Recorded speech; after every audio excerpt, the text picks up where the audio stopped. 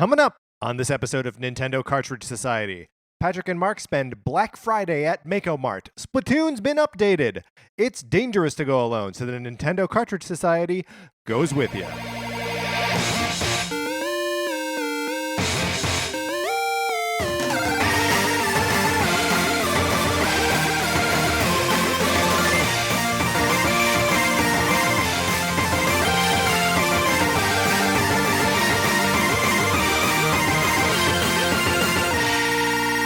Welcome to Nintendo Cartridge Society. My name is Patrick Ellers, joined as always by my co-host Mark Mitchell. We've got a good show for you today. We're going to be talking about the news from the week, including the big Splatoon 2 update, Valkyria Chronicles coming to Switch, and then on Thursday we're going to be back to talk about Animal Crossing Pocket Camp. But in the meantime, Mark, how is it? How you doing? It is good. It is good. Yeah. I'm in the mood for some chips and salsa. You ever Tell me why? I don't know. Why is that? I don't know. Just something I'm feeling. A little something about me, a little something about chips and salsa. Do you know I do not normally drink soda, but if I'm at a restaurant where chips and salsa come out first, man, I want a Coca-Cola.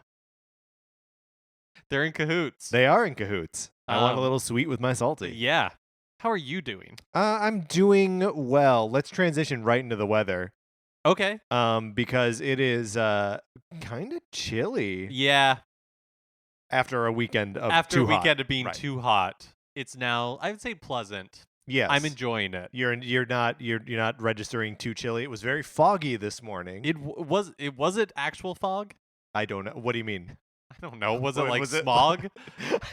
I mean, in Los Angeles, there's no line really between the two, right? Yeah, that's true. It's all fog and smog. We live in a weird hellscape of industrialization and, weird humidity. Our guest weather today is Honolulu, Hawaii. The biggest of ups to our listeners in Honolulu. I worked in Honolulu for a time. Oh, yeah, that's right. As a bellhop and valet at the Aqua Coconut Plaza in Waikiki. Did you know how to drive a stick shift before you started working there? Sort of. But you actually, that doesn't come up that much because when you are working at a hotel in Waikiki, everyone else is driving rental cars. And for the most part, rental companies don't have manual transmission vehicles. Yeah, so that's a really good point. I actually don't think I ever drove a standard vehicle for that job. Was it a requirement? Did they ask if you could? I don't remember. I had to cut my hair for that job. Something I do remember. Honolulu seems like it's beautiful there. 76 degrees, sometimes rainy, but we know that's just in the middle of the day and then clears up and is sunny again because it's Honolulu and it's beautiful there. Melikaliki Maka? Sure. Is that Merry Christmas? I think it is, according to that really old song. Very good. No reason to update our research on that. I wanted to bring a little update about Sonic Forces, the Sonic Forces borrowing program.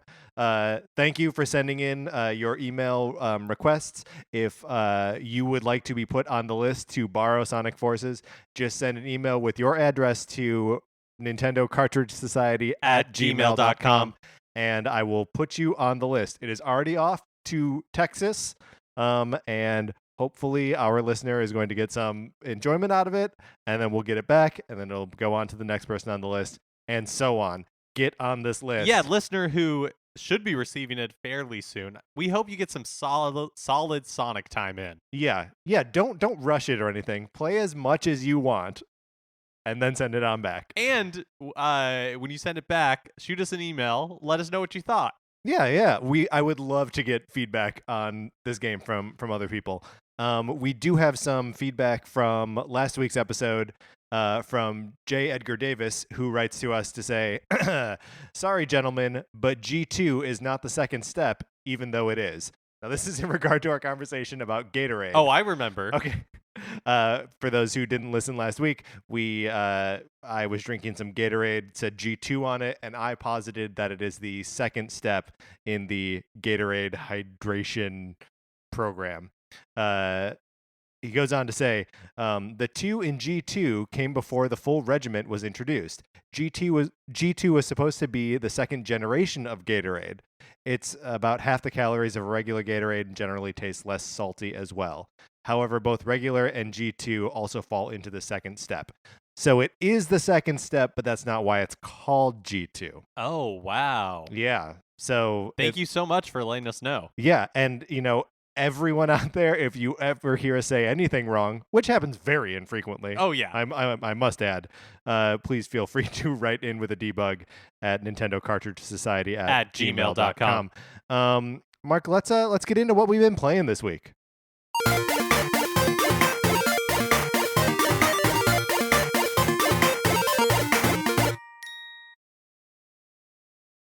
All right, so we got together on Thanksgiving to play more Donkey Kong Country Tropical Freeze. Yeah, we had played it months ago at this point and talked about it a little bit, but I wanted to keep making forward progress, and so we played a little bit more.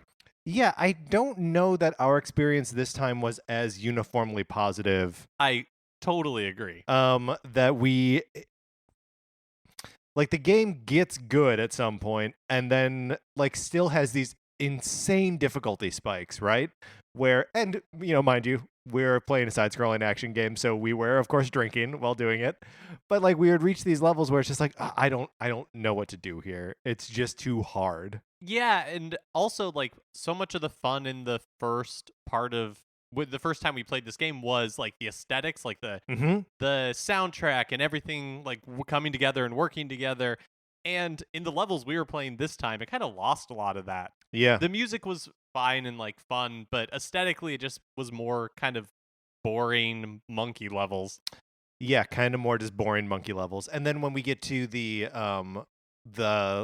world that we like kind of ended in was we think just frozen versions of the worlds from the first Donkey Kong Country game, or Donkey Kong Country Returns rather.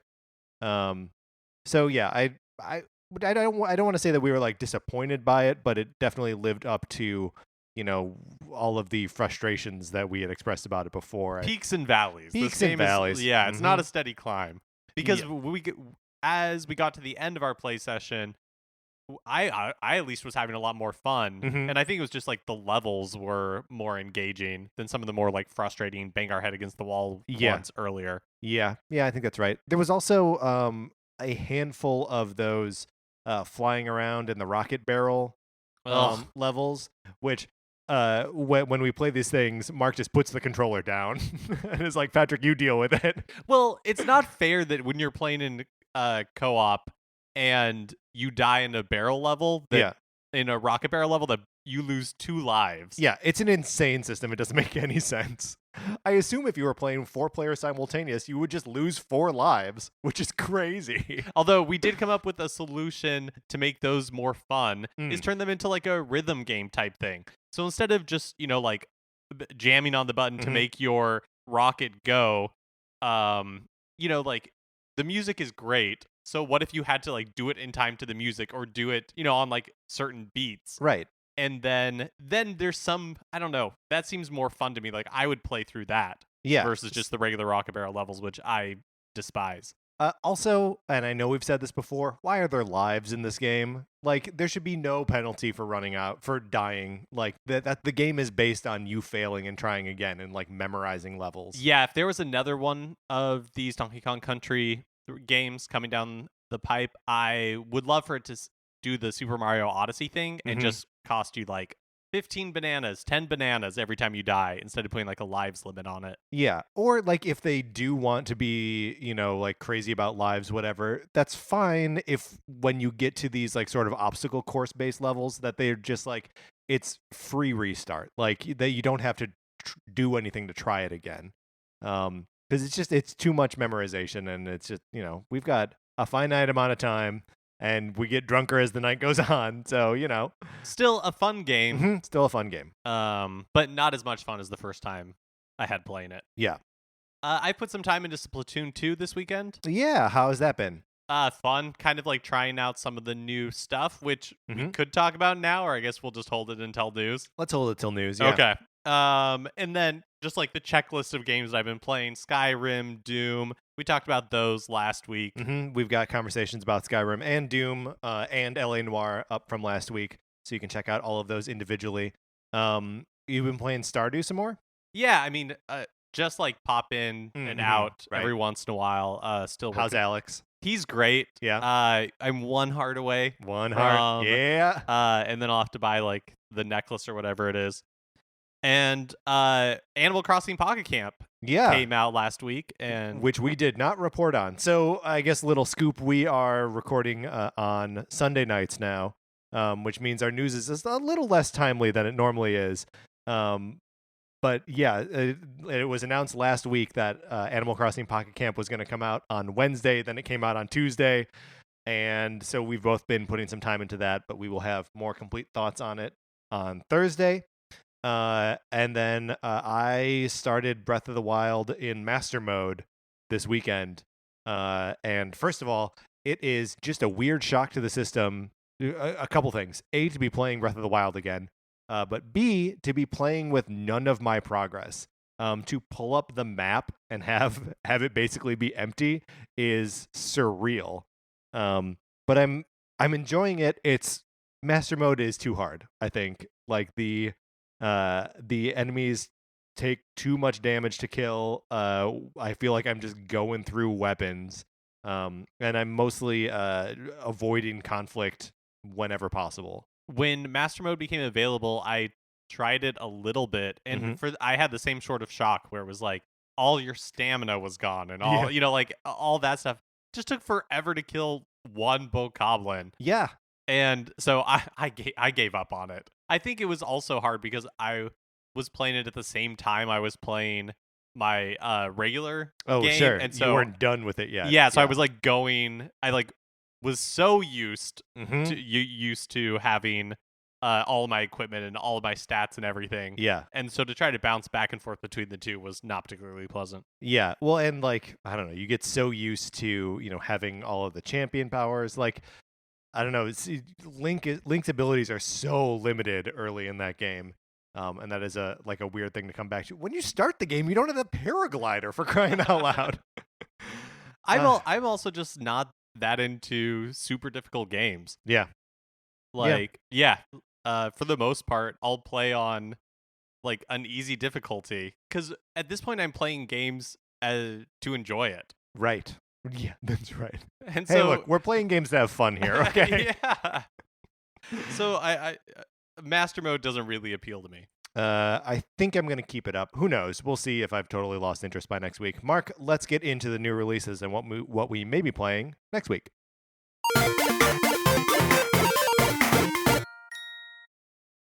So on November 28th, that is the day that this episode is releasing, Resident Evil Revelations Collection comes out for Switch. Yeah. So you can buy it in stores for $40, and that comes with Resident Evil Revelations 1 and Resident Evil Revelations 2, or you can buy it on them on the eShop separately, $20 each. And even if you are buying the physical version that only has Revelations 1 on it, and then you download 2 for free. Great point. Yeah, it just has like a download code. Right. So if you have bad internet connection or whatever, you still have to be able to connect to redeem that second part of it. Now, we're both Resident Evil fans. Res heads. I haven't played either of these games. Neither have I. So I'm definitely going to pick up the first one, especially for $20, but I'm not going to buy the second one until I guess I either determine I like Resident Evil Revelations 1 or I have time to play the second one. That's a great point. I think we should both approach this that way. To play get the first one digitally and then see how we're feeling. Maybe that scratches the itch. Maybe we don't need the second one then. Right, or maybe I can return to the second one in a year or something. Right, when Capcom still hasn't gotten around to porting over other stuff to the Switch. Just do it. Just do it. I have seen some like graphics comparison videos floating around, and the game looks fine to me. It's a little bit like lighter, and maybe the textures aren't as rich. It does, and we'll report on this next week, I'm sure, but it does seem like the loading times are crazy on this thing. We're talking Mod Nation Racers bad, where it's like a full minute and a half of loading time to get into like actually starting the game. Yeah. It seems rough. That sounds rough. Yeah. But it's been a long while since I played a Resident Evil game. So I'm kind of looking forward to getting back into that world. Yeah, I guess we'll see. Me too. And hey, I can't say no to Barry Burton. Give me that Barry. Give me that Barry. He's featured prominently in Revelations 2, right? Yes, I believe so. And then on Thursday, November 30th, we have Siberia 2, Star Ghost, Serial Cleaner, and Opus: The Day We Found Earth on the Switch eShop. Serial Cleaner looks interesting. I had not heard of this game before. It has this sort of like 1970s aesthetic, and you play as a what do they call those? Like a cleanup guy for the mob, like Mike on Breaking Bad. Yeah, exactly. Okay, yeah. So the idea, or at least my understanding is the way the game works. It's kind of like a stealth game almost. Okay. So you're walking around in like a crime scene, and your job is to like clean everything up and avoid the police who are like patrolling and trying to like investigate the area. It looks pretty cool. That could be fun. And then on December 1st, on Friday, of course, Xenoblade Chronicles 2 is coming out for Switch. Patrick, your excitement barometer, has it expanded any? Our excitement barometer is, of course, a deflated balloon that we inflate. That's right. Yeah. So where is its inflation right now? Yeah. It's at pre-ordered. So like, oh, you did pick it up. I did decide to pre-order it. I did decide to Did pre-order. you get like the deluxe No, super Mark, edition?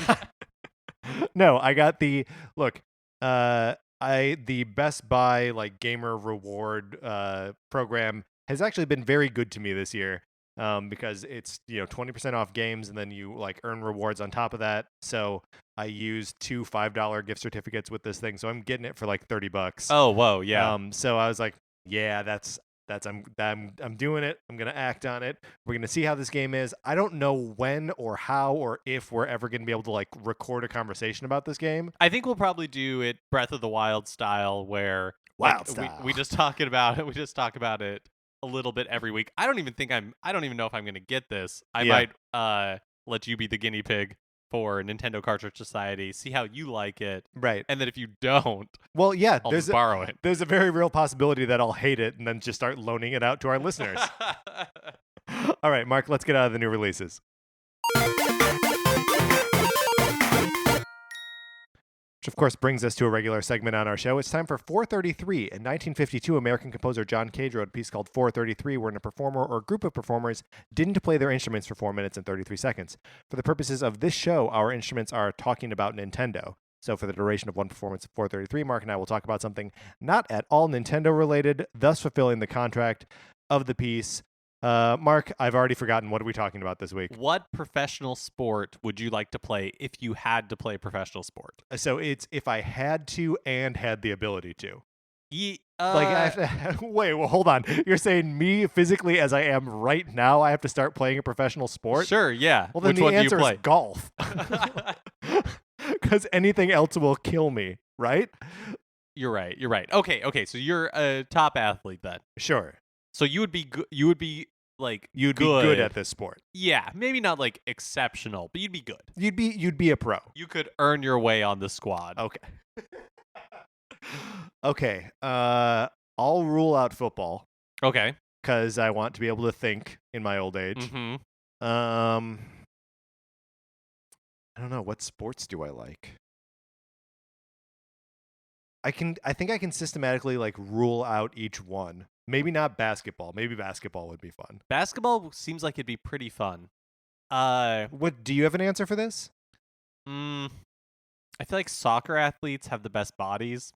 Okay, yeah. It's a lot of running. It is a lot of running, but I'd be good at it. Right. That's a good point. And you and I are both, I mean, we're not athletic people, but we do both run from time to time. Mm-hmm. We have running periods in our lives. Yes. So maybe soccer is a good fit. We both live in the States where soccer is not really a big deal. Right. So like, I don't know. I feel like it'd be fun to have the notoriety of like a more popular sport. Right. I mean, basketball would be good because, obviously there are horrific basketball injuries. Mm-hmm. Like, I feel like this year alone, like 3 players in the first few weeks of the season had like terrible ankle and knee injuries. Right. But they're rare and they seem like they're having fun. Baseball seems easy. Here's the thing with baseball. they play like 160 games in a year. Yeah, but like I'm an outfielder. Sure, but it goes on forever. So you'd be bored, is what you're saying. You would be so bored. Yeah. Golf seems boring. Right. Tennis maybe? Tennis seems okay. There's a classiness to tennis. And you travel a lot. And like it seems like you're big in some circles but not in all, so like you would have a little bit of celebrity you could flaunt, but it's not like people aren't going to be stopping you in the street. Right. You could go to the grocery store, which is all I want. One or two people would, maybe come up to you and be like, I loved your soccer match or whatever. Right. Or a tennis match. Whatever whatever we were talking about. That's what we were talking about. Okay. If you played fantasy football, if you played football, yes. How many, like, just you? So at this point, you're not peak athlete or anything. Okay. It's like Patrick Ellers is walking out onto the field with 35-year-old Patrick Ellers. Yes. Right. With the like LA Chargers. Great. Okay. How many fantasy points, or I guess even easier, like how many completions if you were the quarterback? What? How many completions could you make before you just get like how many plays? Do you think I could finish? Yeah. Like counting the one that takes me out forever? Including one. Yeah, inclusive.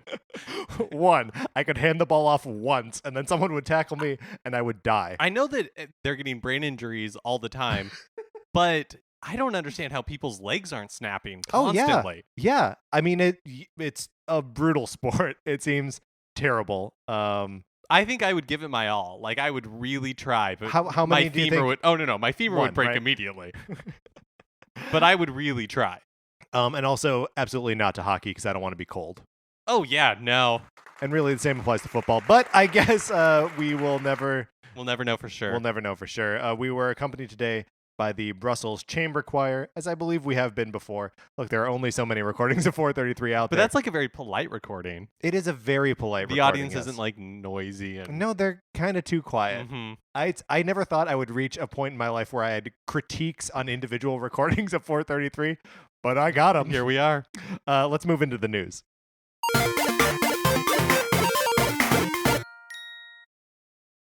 Big news of the week, there was a large Splatoon 2 update that was released on Thanksgiving, I think, last Thursday is when it went live. And there's also another update coming in December. So there were I think it launched, anyways, 4 new stages are coming. I don't think all 4 are in the mix yet. Okay. And, even if they had flipped the switch on all 4 of them at once, they wouldn't have all have been accessible in the first 2 hours anyway. Yeah, I mean, I still have the way the game works. I played this weekend. I still have not played MakoMart because I mostly do Turf War when I'm playing the like versus matches. I don't really do the ranked modes. Yeah. And when I was playing, MakoMart wasn't in the mix. And then so there's, in addition to the new stages, there's a new Salmon Run stage, which I did play. Ooh. And is pretty fun. It reminds me a lot of the like original one, but you know how that one has the fan elevator things? Yes. So you get on the elevator or you get on the platform and you shoot like ink a little at the fan. Fan. So it's like a propeller, I guess. Yeah, and it like lifts it up. So these have platforms, instead of going up, they go like sideways. Ooh, that's cool. Yeah, so you like are on one part of the stage, you get on the platform and shoot the propeller, and it like takes you over to the other part of the stage. Oh, that's neat. So that was super fun. There's approximately 140 pieces of new gear in the game. So that's just like hats, shirts, shoes. And there's also some new like hairstyles. So you can customize your character, even if you've already built a character. You can go back and like change their hairstyle and everything. Right, they're not precious about that. You can go back and change it. Well, the other thing they're not precious about anymore, which is really nice, is that you can swap gear after matches without leaving a lobby. Now, this is something that everyone has asked for since the advent of Splatoon. From like the original, that like there's no way to change your loadout between matches. Right. So if you're like even playing with a group of strangers and you complete a match, you have to go all the way out of the lobby and then change your character, and then you have to reconnect to the internet. Right. Get put back into a new lobby. They have finally changed that. So you can change your loadout on the fly. It makes it the experience just like so much smoother. Yeah. And it almost like incentivized, at least for me anyways, I found myself being more willing to experiment with weapons. Yeah, of course, because it it's doesn't like, mean that you're committing yourself to it for like the next, half hour of play or yeah, whatever like until it removed that kicks you pain out. point. Yeah. And then they increased the level cap from 50 to 99. I am nowhere near either of those, Yeah. so it doesn't make a difference for me. And then new amiibo functionality involving like a photo mode. Yeah. Previously, you were able to take pictures of your Splatoon avatar with just the new amiibos, like that they would pose with you, and you could make them do little things and take pictures then. And I guess I'm not totally clear on which of the new or which amiibos are now also have that same functionality, but it's cool that they're still adding to that and sort of like feeding into the like kind of photo mode like culture that seems to be like coming up around Switch games. Like people are posting a lot of stills and video from like Odyssey, and I still see stuff from Breath of the Wild every now and then. So yeah, it's cool that they're continuing to support that with Splatoon as well. And then another update is coming in December, and this one's a little smaller, but it does come with an entirely new game mode. Game mode called Clam Blitz. Okay. And so what you in the level, you're running around and like gathering clams, and the clams, as you gather them, like follow behind you. Right, Walrus in the Carpenter style. Yes, yeah. Exactly. I guess those are oysters. And then your goal is to throw them into a clam basket that's located by the opponent's base, and the first team that gathers 100 of them wins. So it seems almost a little bit like a cross between Turf War and Salmon Run, right? Yeah, a little bit. Because there's like that collection element, but obviously still you can defending the actual ground is going to be an important part of it, and blowing up other people. It sounds fun. Yeah, I'm excited to try it out. There's also new music, right? Oh yeah, you're right. So and the music is being performed by two different in-game bands. One of them is called Ink Theory, and I can't remember the name of the other band. Which is the one that is like the kind of like punk? I think that's Ink Theory. Oh, okay. Hold on, I'm gonna look it up. Because there's the one that's punk, and then there's one that's more like jazzy. It sounds like almost acid jazz. Okay. Ink Theory is one. Although here, let's just listen to a little Ink Theory music right now. This actually might be the. Sorry about that's an ad. This may be the one that sounds jazzier.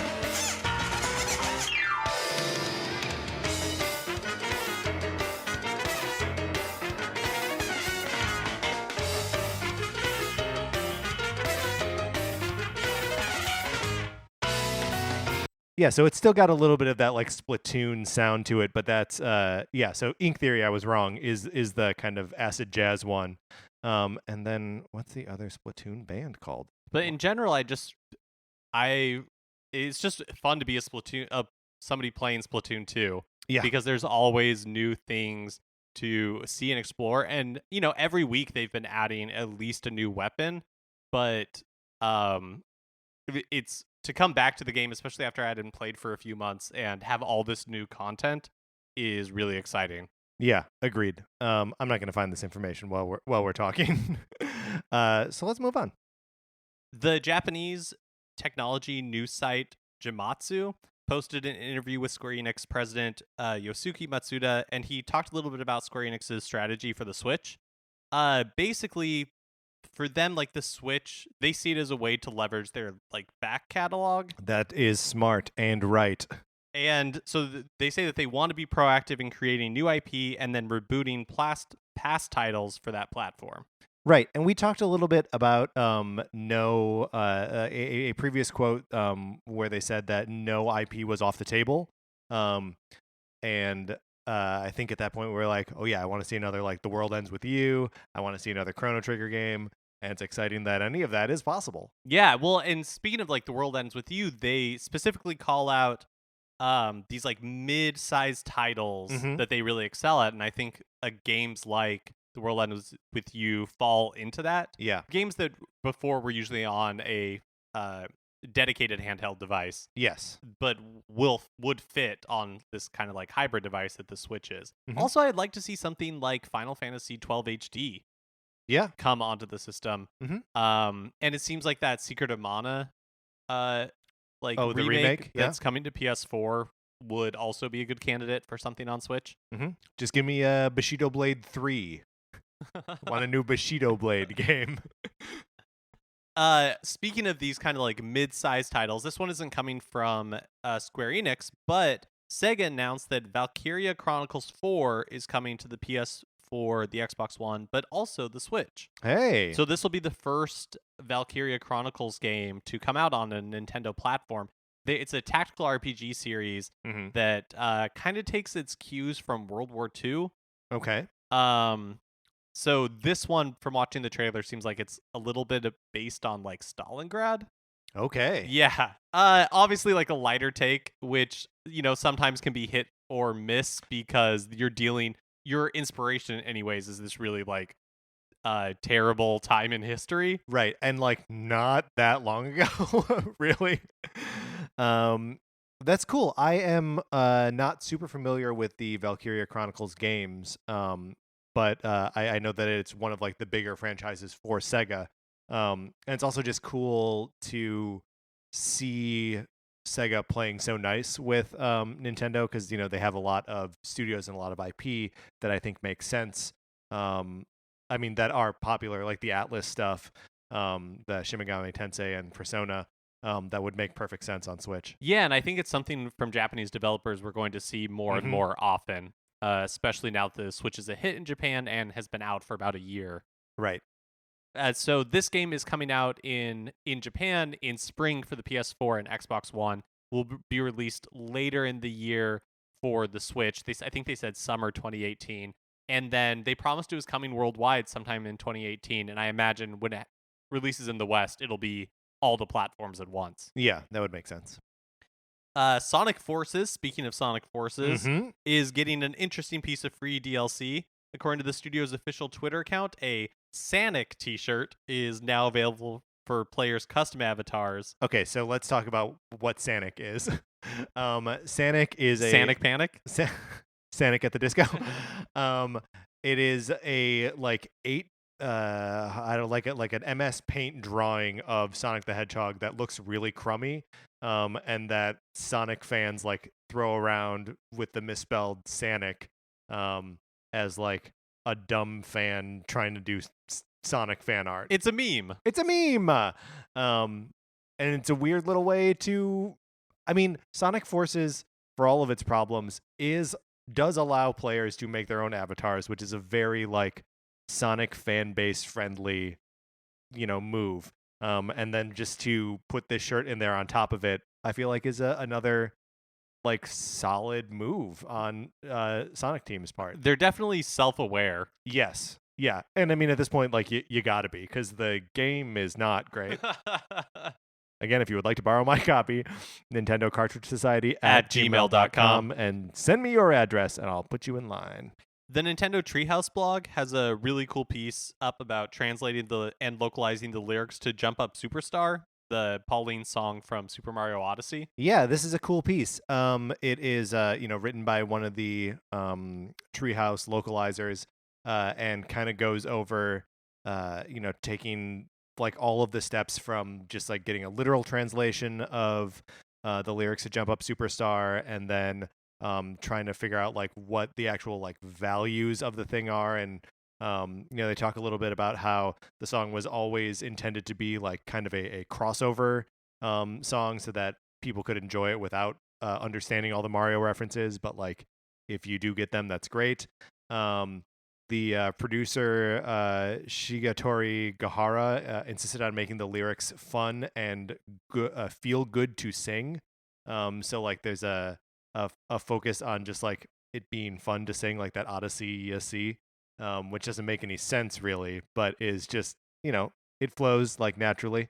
And the post includes a like linked video of one of the localizers like singing the lyrics. So like it I don't know, it's just cool to see that whole process of like what they valued in translating this thing and bringing it over. Yeah, how localization works. Yeah. Basically, and like why it's not just literal translations Right. of the Japanese like the text. Right. And because there's so much like, obviously the one for one text translation isn't going to work with lyrics because there's like a, poetry and meter and stuff to pay attention to. But there's, so much like figurative language and references that make sense in one language that don't in another. And this is like a comprehensive little thing. So if I totally recommend looking it up. It's a good read. And then finally, a local Orlando news station uncovered some additional details about the Super Nintendo World theme park land coming to Universal Studios Orlando. So it's opening up in Tokyo before I guess their Universal Studios is in Osaka before the 2020 Tokyo Olympic Games. Okay. And then it's coming to Universal Studios in Orlando, and then some version of it is coming to Universal Studios Hollywood at an undetermined date. But we're gonna go to Orlando before we have to go to Orlando. Should we just go to the 2020 Olympics in Tokyo? Only if you're Sonic and I'm Mario. Deals off. Okay, we can reverse it. I don't care. So a local news station saw some planning documents. That makes it sound like they've like scoped them out or used telephoto lenses. Maybe they did. We don't know. We don't know how they gather this information. Universal filed some planning documents with the city. Right. A local news station's reporting on it. So this is what we know about the land that's coming to Orlando. It's going to be 8.8 acres in size with two main areas, a Donkey Kong area and a Mario Kart area. Okay, specific. Donkey Kong. Little weird. Donkey Kong. That's right. Donkey Kong will take up 4.7. Is Donkey Kong like Sonic? Donkey Kong might be like Sonic. Okay, yeah, I think that's right. Just a bad drawing of Donkey Kong. We would love to see your bad MS Paint drawings of Donkey Kong.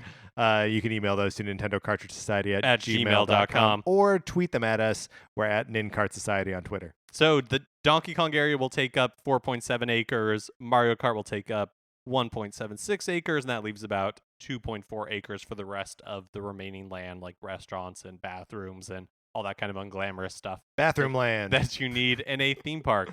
Okay, how do you feel about those choices? Donkey Kong and Mario Kart. So based on, I guess it makes sense, based on like the patents that they filed, I think when we first talked about this, that's right. like months ago, the Donkey Kong land appears to have some sort of roller coaster. Some kind of minecart madness. That includes like a mechanism where there's like a show track up top, but then the actual track underneath where visitor, like guests can't see. And so you can actually do those jumps in the minecart levels of Donkey Kong Country because the actual track is lower than the track you think you're actually traveling on. Yeah, exactly. That's pretty cool. So I think it'll be fun. I mean, I'm a big theme park nerd.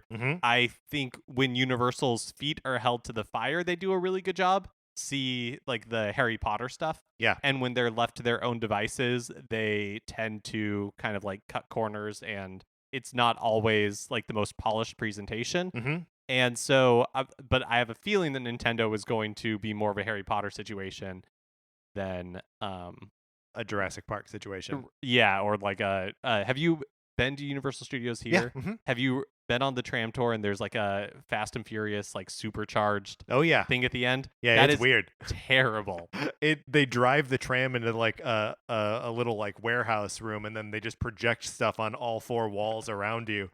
And the tram like goes up on a little platform and like shakes around a little bit. And your friends are like, "No, Toretto." That was my experience with it. But I'm super excited for this. So just to be clear, they're calling it a Donkey Kong land, but it's pretty obviously a Donkey Kong Country thing, right? That's what it seems like. It seems like it's going to be jungle themed. Also, this is just from planning documents. None of like the nomenclature, as far as I know, has been released other than Super Nintendo World. Yeah. So what these are specifically called, I don't think anybody knows. I mean, somebody knows. It's just not us. Just we don't know. Yeah. And then Mario Kart, I think that makes kind of obvious sense. Although I just want it to be something more than just go-karts. I'm sure it'll be more than that. Uh-huh. It'll be interesting to see how much a mix of like it being screen based and Yeah. versus having like animatronics and stuff like that. There's I think a rumor or patent that points to it maybe having some sort of AR component, augmented reality component. Yeah. So you like put on glasses, maybe you're like on some sort of track and then like Wario's in front of you or something like that, and it's Wario. all done with augmented reality. I don't know. It'll be really interesting to see what they end up doing here. I think it's an exciting time to be a theme park fan. Look, if Universal has the technology to give you glasses that turn all of your friends into Wario, and they are not distributing that to the public, That's a crime against humanity. That is a crime against humanity. I want to turn my friends into Wario. The world needs WarioWare technology. Just to turn every daily interaction into a minigame. How much more fun would that be? It'd be great. Even just everybody you interact with is Wario. Yeah. No, that's great. Mark, I love that. Okay, I think we're done with the news. Let's get out.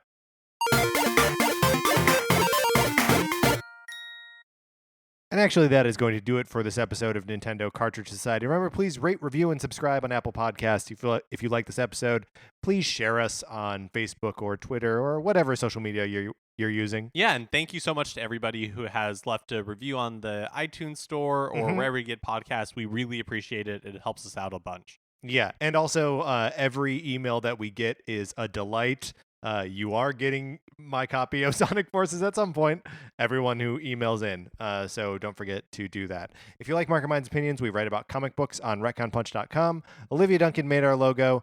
Our music is provided by 8-Bit Betty. You can check out his music by going to 8bitbetty.com or by listening right here.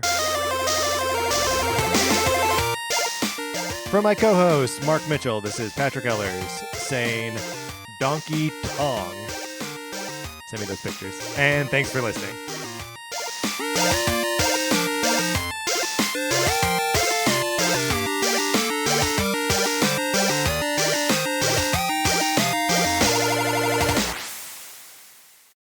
What's a Creative Podcast Network?